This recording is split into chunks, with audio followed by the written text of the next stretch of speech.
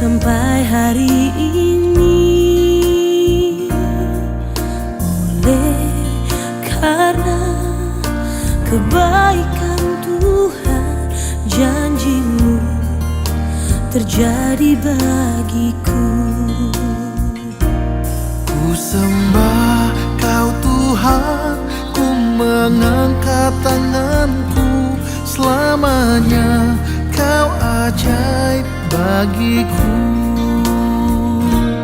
Ku sembah Kau Tuhan, ku mengangkat wajahku. Selamanya Kau hebat bagiku.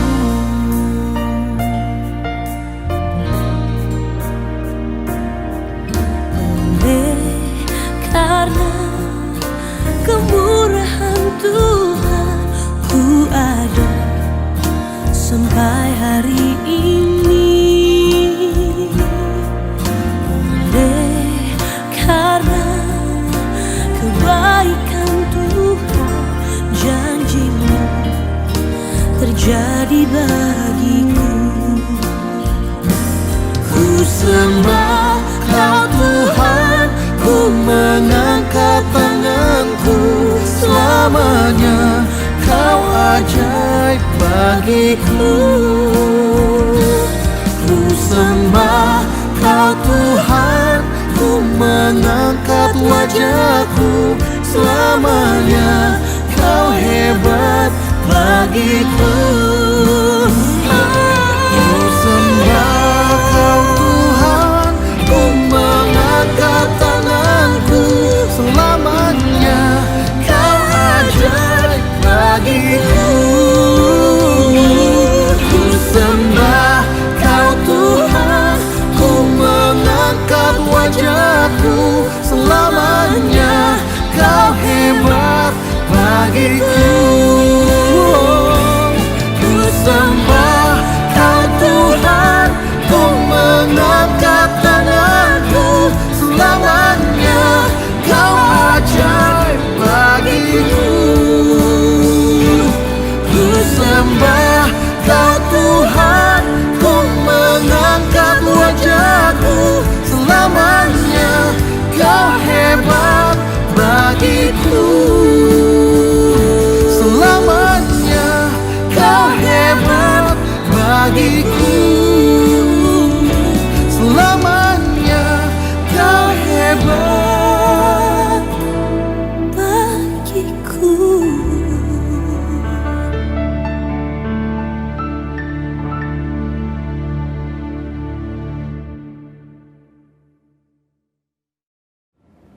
Selamat pagi Ibu, Bapak, Saudara, dan juga anak-anak yang dikasihi Tuhan. Kembali pada pagi hari ini kita akan bersama-sama mengadakan persekutuan doa.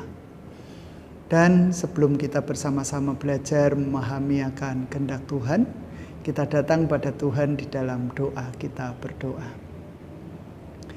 Bapa di dalam surga, mengucap syukur atas setiap waktu, kesempatan untuk kami boleh menikmati pemberian Tuhan di dalam kehidupan kami, di dalam hari-hari kami. Biarlah Tuhan sendiri yang senantiasa menopang kehidupan kami, Tuhan sendiri yang melawat hidup kami, Tuhan sendiri yang terus-menerus menyertai sepanjang kehidupan kami. Pagi hari ini kembali kami hendak bersama-sama merasa-rasakan akan kasih karunia-Mu, juga belajar sebagian kesaksian firman Tuhan. Nyatakan apa yang menjadi kehendak-Mu bagi kami untuk boleh kami terima, bahkan boleh kami lakukan di dalam kehidupan sehari-hari. Hamba-Mu yang hendak menyampaikan firman, biarlah Tuhan juga pakai mulut, bibir, lidah, dan pemikirannya untuk boleh menuangkan ide seturut dengan kehendak Tuhan sendiri. Kalau kami menyadari akan keterbatasan hidup kami, akan cacat celah manusiawi kami di hadapan Tuhan, biarlah Tuhan sendiri yang memberikan pengampunan bagi kami semua. Inilah kami, bentuklah kami dan sempurnakan hidup kami. Kuasa Roh Kudus-Mu senantiasa ada di dalam kehidupan kami, juga tempat di mana kami saat ini bersama-sama beribadah. Hanya di dalam nama Tuhan kami Yesus Kristus kami berdoa. Amin. Ya, saudara-saudara yang dikasihi Tuhan, kalau boleh saya mengatakan bahwa kehidupan ini adalah misteri. Widih, menakutkan. Pasti berkaitan dengan hal-hal yang mistis. Berkaitan dengan hal-hal yang horor. Di luar nalar manusia. Sebentar, kita akan tahu terlebih dahulu apa sebenarnya misteri itu. Saudaraku yang dikasihi Tuhan, misteri adalah sesuatu yang belum diketahui dengan pasti dan menarik keingintahuan orang-orang. Saya ulang ya. Misteri adalah sesuatu yang belum diketahui dengan pasti dan menarik keingintahuan orang-orang. Betul kan? Kalau demikian, hidup itu memang sebuah misteri. Saya akan mengungkapkan beberapa fakta di dalam kehidupan yang saya alami, saya jalani hingga sampai dengan hari ini. Saudaraku, saya mempunyai seorang teman SD. Waktu itu artinya ada kurang lebihnya 30-an tahun yang lalu. Teman kami salah satunya adalah seorang laki-laki. Dia mengalami sakit di dalam telinganya, di gendang telinganya itu bocor, sehingga seringkali mengeluarkan cairan. Dan itu membuat dirinya kumuh, kotor, bau. Karena setiap kali cairan itu keluar, dia menggunakan bagian bajunya untuk mengelap cairan itu. Sehingga sana sini warnanya bercampur aduk menjadi satu. Masih teringat di bayangan ingatan saya sampai dengan saat ini. Tapi siapa sangka setelah sekian puluh tahun hal itu berlalu, ketika kami membuat grup, lalu saya dimasukkan ke dalam grup SD tersebut, saya mengingat ulang nama teman saya ini. Saya menanyakan, saya ingin ngendi kayak bocah.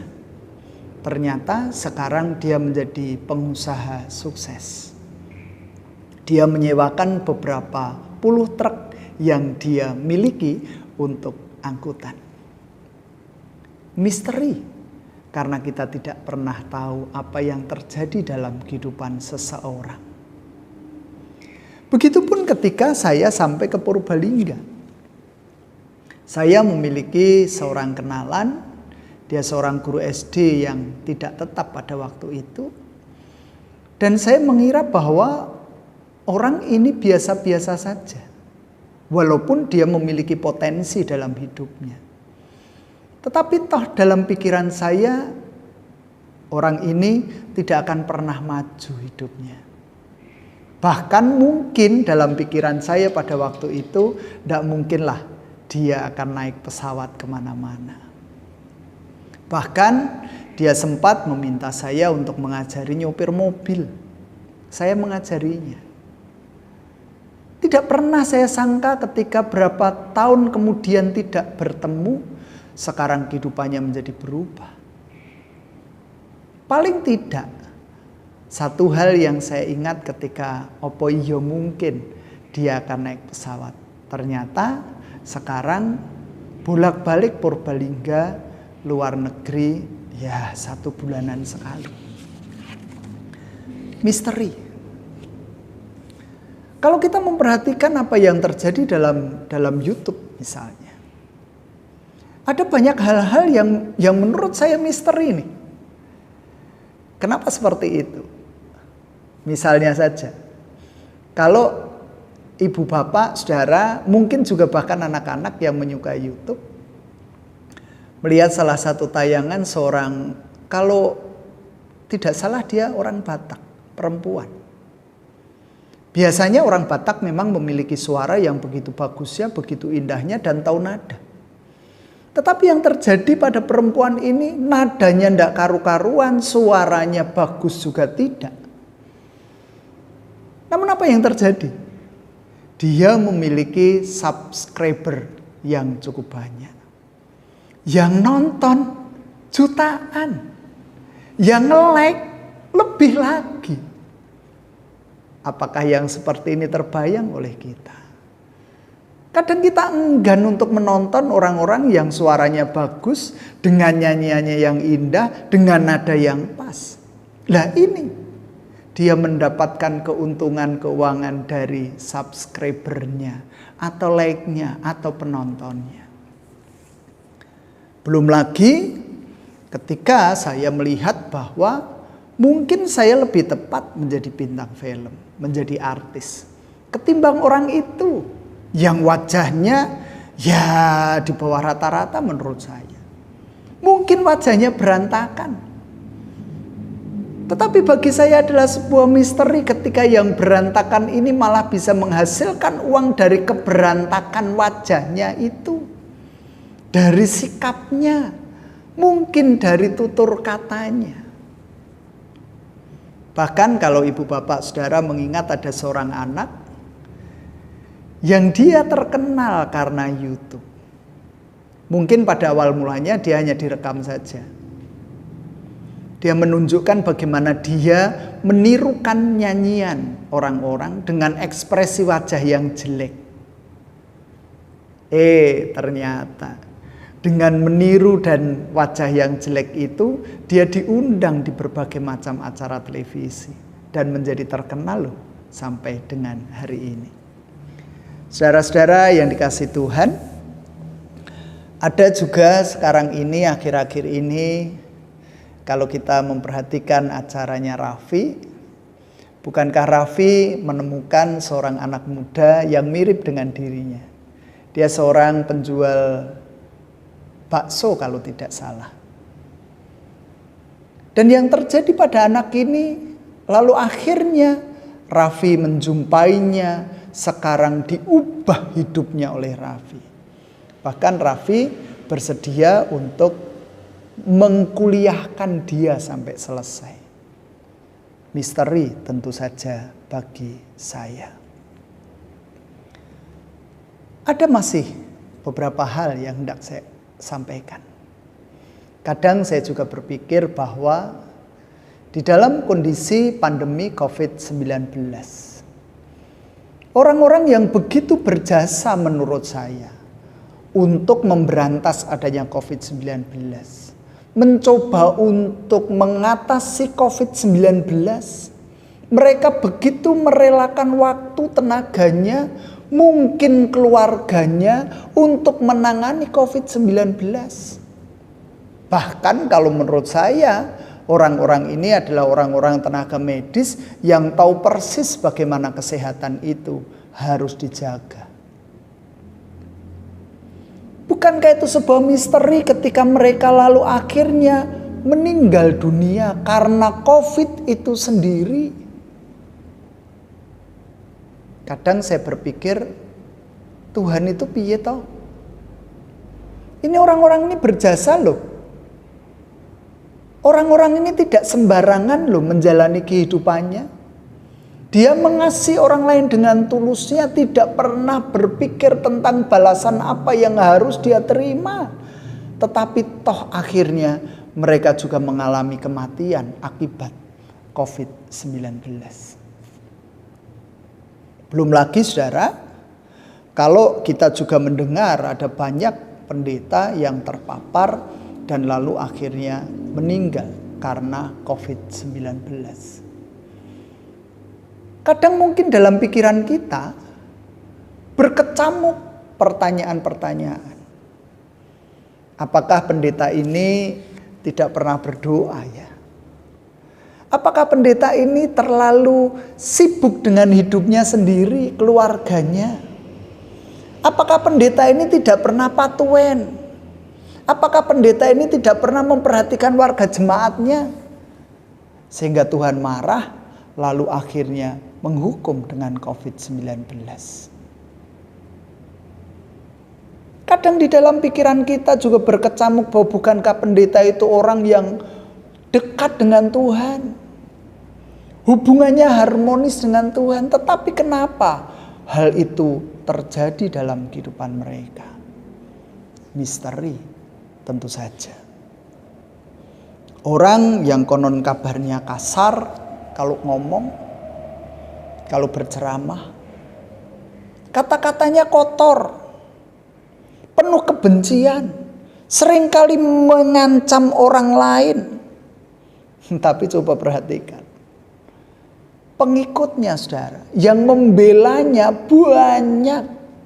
Jangan katakan hanya seupil.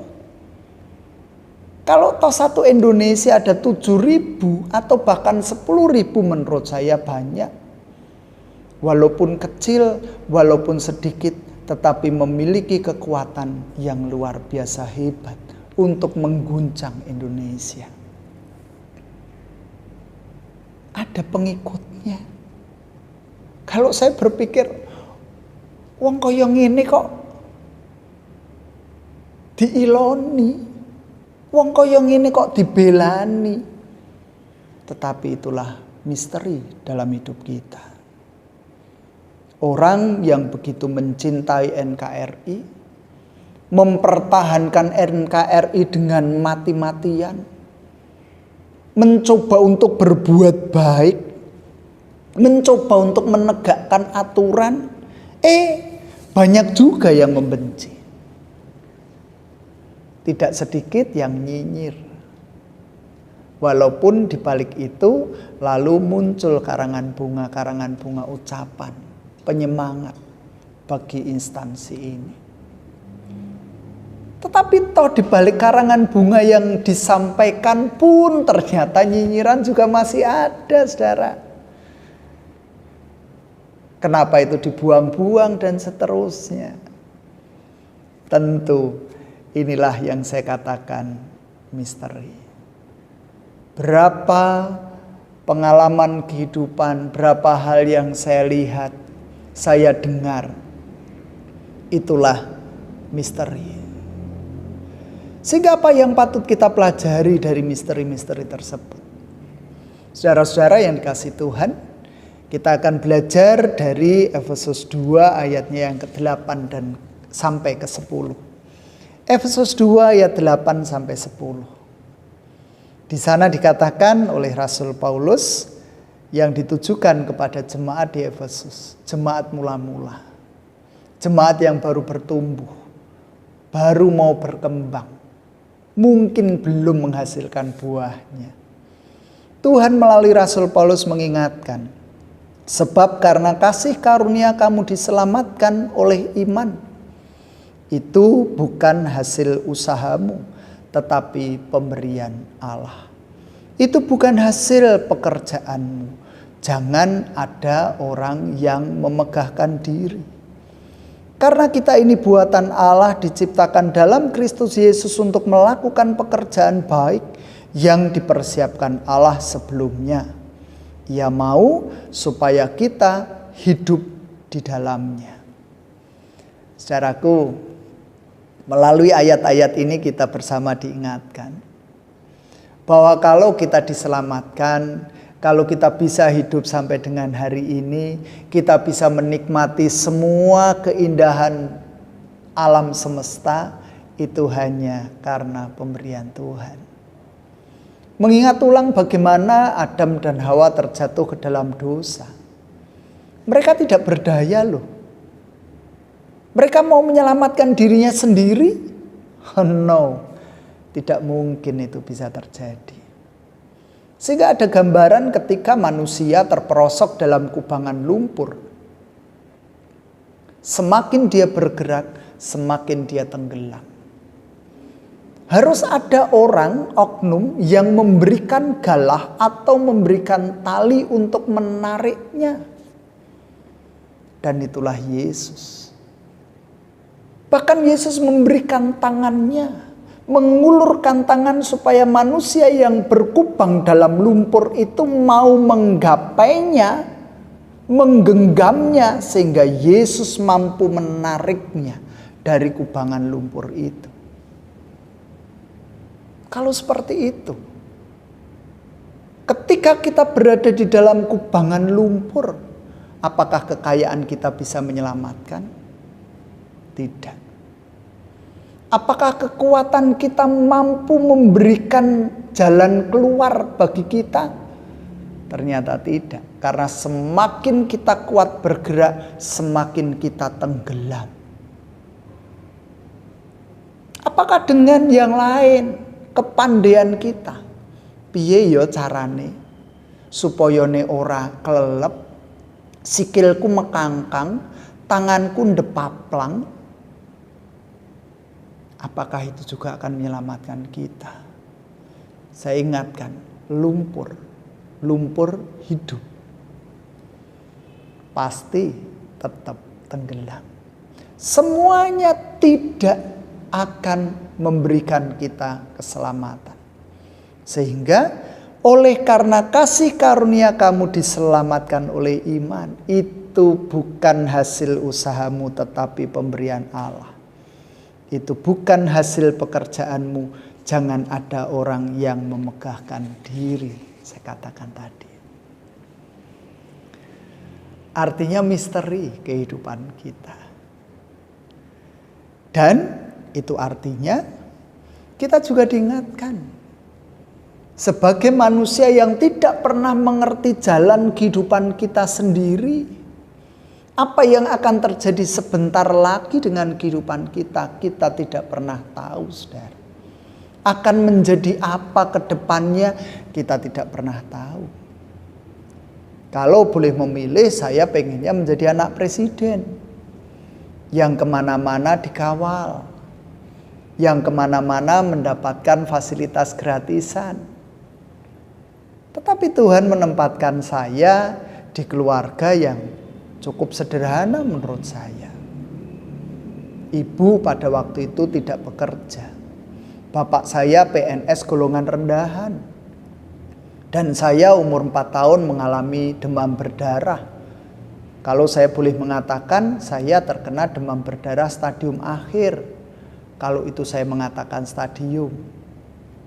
Sudah parah. Dan akhirnya saya dirawat, dipeliharalah begitu oleh Eyang Kakung Putri. Yang itu juga misteri. Karena Eyang Kakung Putri bukan Eyang saya kandung. Dia, Eyang Putri adalah kakak dari Eyang Putri saya. Misteri bukan? Sudah begitu saya hidup bersama 2 orang tua. Lalu mereka juga mungkin sudah tidak ada kekuatan lagi. Karena ketika itu saya tahu bahwa Eyang Kakung sudah pensiun. Eyang Putri tidak ngasto sama sekali. Dia ibu rumah tangga. Walaupun ada sampiran, beliau menjadi tenaga di dinas sosial yang tidak mendapatkan gaji secara teratur. Tapi di sanalah saya hidup. Saya menjalani hari-hari panjang saya. Misteri.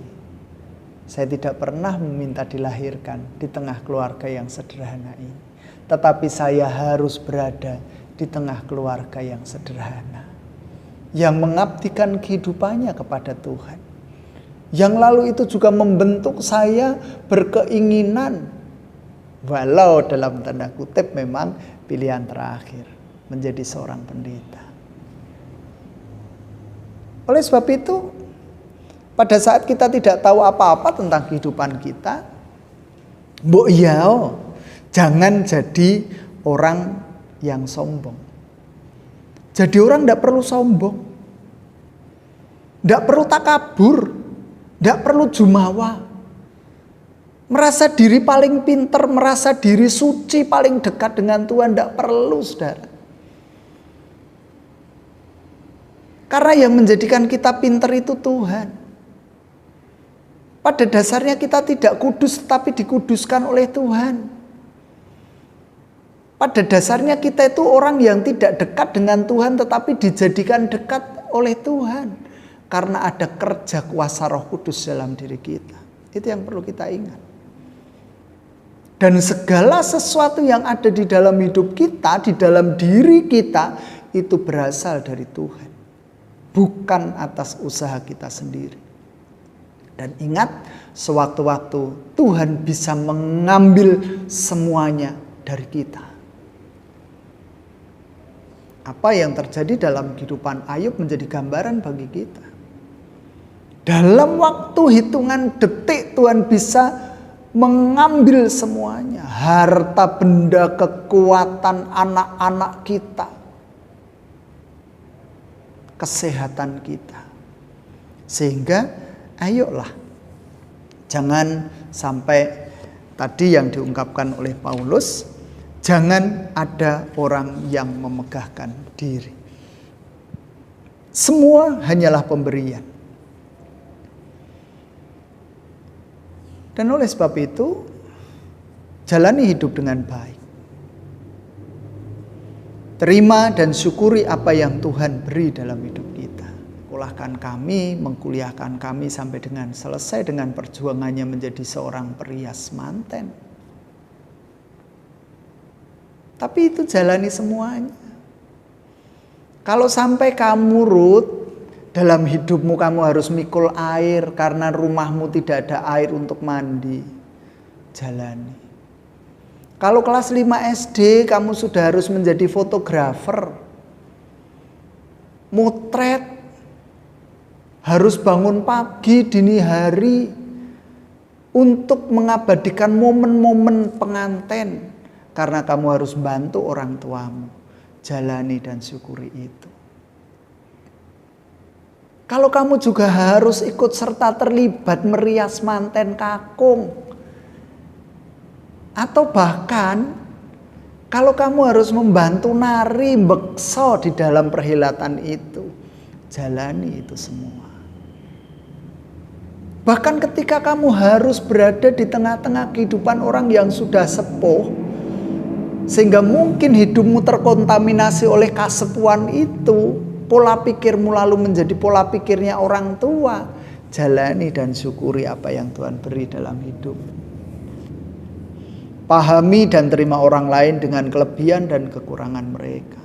Itu yang patut untuk kita mengerti juga. Orang lain tidak bisa disamakan dengan kita. Pola pikirnya dan seterusnya. Sehingga kita mencoba untuk mengerti. Walaupun kadang-kala menyakitkan. Kok yo ngisini-sini yo kalau yen kaya ngono. Tapi itulah dia, itulah mereka. Jangan pernah menghakimi sebab itu bagian Tuhan. Sudahlah. Jalani kehidupanmu sendiri tanpa harus menghakimi orang lain. Orang lain dengan pemikirannya, dengan pola hidupnya, dengan karakteristiknya, dengan sifatnya. Jangan mengklaim bahwa dirimu paling benar, paling suci, paling dekat dengan Tuhan. Belum tentu, saudara. Pada akhirnya nanti Tuhan yang akan menentukan kehidupan kita. Kita tidak bisa menghakimi bahwa orang itu nantinya akan masuk neraka. Karena bla bla bla bla bla. Belum tentu, saudara. Bisa jadi pada titik akhir dari kehidupannya dia bisa bertobat. Dan bahkan diselamatkan oleh Tuhan. Dan akhirnya saya mengatakan, ayo terus berjuang seturut dengan Tuhan. Sebab tidak pernah apa yang kita perjuangkan menjadi sia-sia. Mengingat kembali ayat yang ke-10 yang terakhir. Karena kita ini buatan Allah diciptakan dalam Kristus Yesus untuk melakukan pekerjaan baik. Untuk melakukan pekerjaan baik. Ayo kita lakukan setiap pekerjaan baik itu. Dan pekerjaan baik dikatakan di sini yang dipersiapkan Allah sebelumnya. Ia mau, Tuhan mau supaya kita hidup di dalamnya. Hidup di dalam lingkup Kristus. Sehingga perbuatan-perbuatan kita mencerminkan perbuatan-perbuatan Kristus juga. Tuhan memberkati saya dan saudara yang saat ini bertelut di hadapannya. Amin. Bersama-sama kita datang pada Tuhan di dalam doa, kita berdoa. Segala puji syukur, hormat, kemuliaan hanya bagi Engkau di tempat yang maha tinggi, ya Allah. Kalau kami boleh belajar bersama memahami akan karya-Mu dalam hidup kami. Siapakah kami ini? Manusia yang penuh dengan dosa tetapi yang Engkau selamatkan melalui karya Kristus Yesus. Kasih karunia itu Engkau berikan dalam kehidupan kami. Engkau menginginkan kami berbuat baik, meneladan kehidupan Kristus. Dan bersyukur kalau sampai dengan saat ini kesempatan itu masih Engkau percayakan bagi kami. Hanya kami lemah Tuhan, kami memohon Tuhan memberikan kekuatan, memberikan kemampuan untuk kami menjalani hari-hari kami dengan tanggung jawab, rasa syukur, dan mencoba untuk mengerti bahwa ini semua adalah kehendak Tuhan. Pagi hari ini pun kami turut berdoa, mendukung doa bagi orang-orang yang sakit, menjalani hari-hari panjang dengan rasa sakit di dalam tubuhnya tidaklah nyaman sama sekali. Oleh sebab itu kami percayakan saudara-saudara kami ini ke dalam genggaman tangan kuasa Tuhan. Demikian pula dengan mereka yang terpapar COVID-19. Kalau di Purbalingga ini kurang lebihnya ada 477 yang masih harus dirawat. Engkau pun akan menolong mereka. Engkau pun akan memberikan kebebasan kepada mereka di tengah rasa sakit dan di tengah perjuangan mereka. Setiap upaya baik yang dilakukan menjadi pembelajaran, menjadikan orang semakin tegar, semakin percaya akan kasih setia Tuhan. Melalui apa yang mereka konsumsi, baik makanan, minuman, bahkan obat-obatan, semangat juang dalam hidupnya, Tuhan memberikan kesembuhan. Demikian pula kami berdoa untuk orang-orang yang terlibat berjuang untuk mengentaskan bangsa dan negara ini dari COVID-19. Engkau memberkati mereka semua, siapapun itu. Tuhan memberkati bukan hanya saudara-saudara kami ini tetapi juga keluarganya. Semakin menyandarkan hidupnya, mempercayakan hidupnya dalam genggaman tangan kuasa Tuhan. Kami berdoa untuk gereja-Mu. Engkau akan menyertai sepanjang kehidupan gereja-Mu ini, sehingga gereja-Mu mampu berjuang juga mengabarkan kasih sayang Tuhan bagi kehidupan dunia. Bangsa dan negara kami yang juga berjuang untuk mengentaskan bangsa ini dari keterpurukan. Tuhan juga akan sertai. Tuhan akan campur tangan di dalamnya. Bahkan Tuhan membebaskan bangsa ini pada saatnya, pada hal yang indah. Pada saat yang indah yang telah Engkau tentukan bagi hidup bangsa dan negara kami. Dan Tuhan memberikan kesuksesan untuk para pemimpin kami memperjuangkan semuanya. Bahkan bagi orang-orang yang hendak merusak persatuan dan kesatuan dalam kehidupan bangsa dan negara kami, Tuhan juga akan lembutkan mereka. Tuhan tidak membiarkan mereka berjuang untuk merusak kondisi. Tuhan akan terus menopang kehidupan mereka dan memperbaharui hati mereka. Di tengah-tengah perhimpunan kami mohon berkat Tuhan secara pribadi. Biarlah Tuhan mendengar apa yang menjadi seruan pribadi kami masing-masing.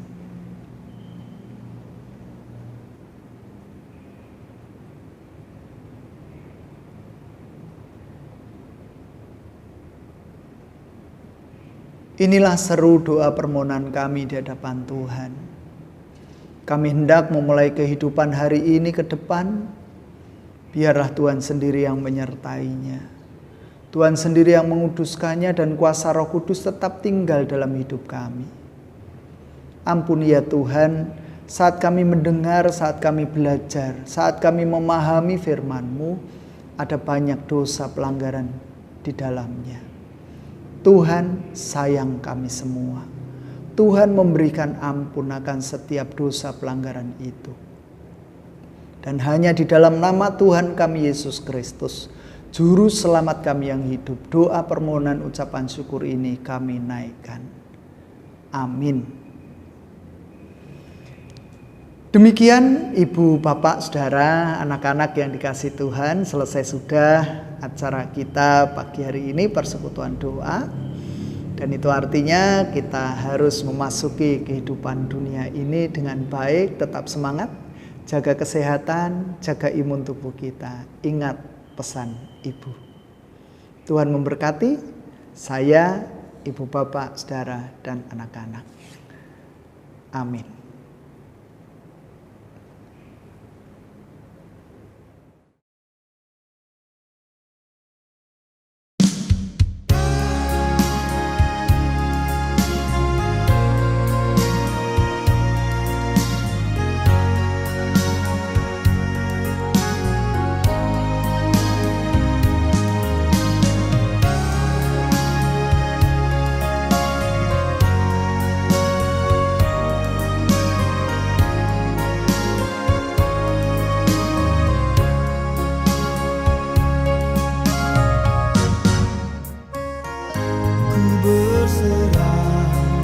Kepada Allahku di darat pun di laut menderu, tiap detik tak berhenti. Bapa surgawi terus menjagaku. Ku tahu benar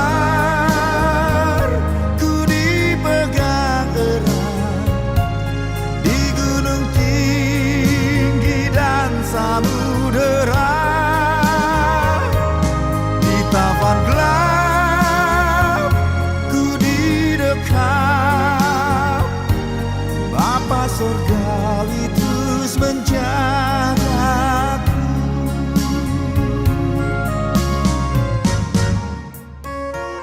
Kepada Tuhan aku berserah, di gua singa saat disesat,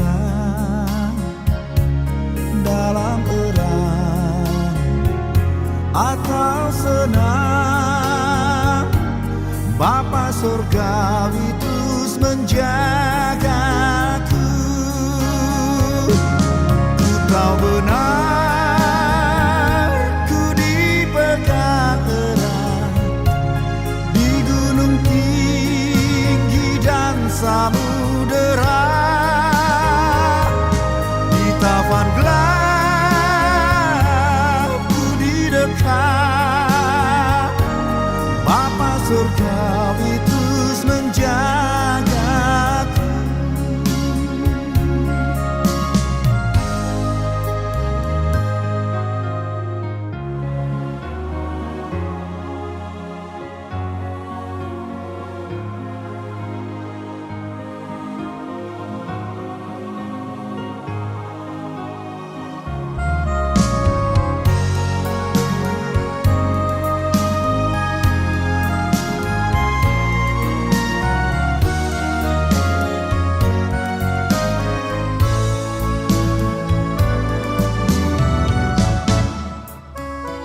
Meski berjalan di lembah gelap, Gembala baik membimbingku tetap. Ku dihentak dan tak gentar, Bapa surgawi